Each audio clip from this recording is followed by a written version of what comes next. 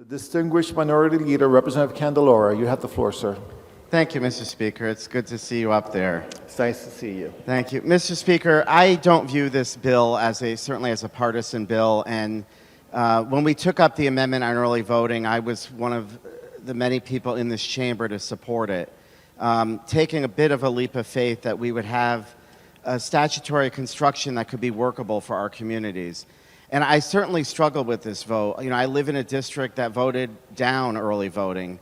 And I've received a lot of input from my communities. And as we've heard tonight, the biggest stressor isn't the concept of early voting, but the implementation.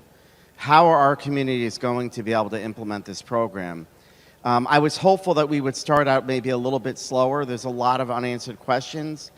But knowing even just the way our workforce is, in my business, I have difficulty hiring somebody to pour soda, let alone collect ballots.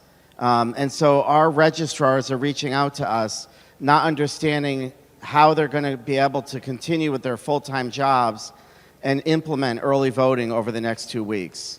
And I think that's a real fear and a real concern that we as a legislature should be taking into consideration, because there is a practical side to the laws that we put into place. So on paper, this language doesn't look so bad. 14 days could be reasonable in our communities. You know, having it 10 to 6 doesn't seem so bad.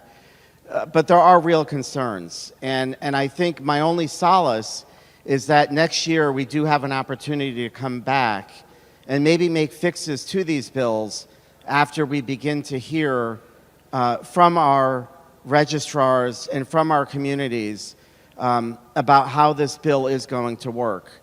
Because I will say, and it's been said today, one of the more disappointing aspects about this piece of legislation is, despite the fact that the vote, the catalyst to allow for this constitutional amendment had bipartisan support, the legislation that we're voting on today did not have bipartisan input.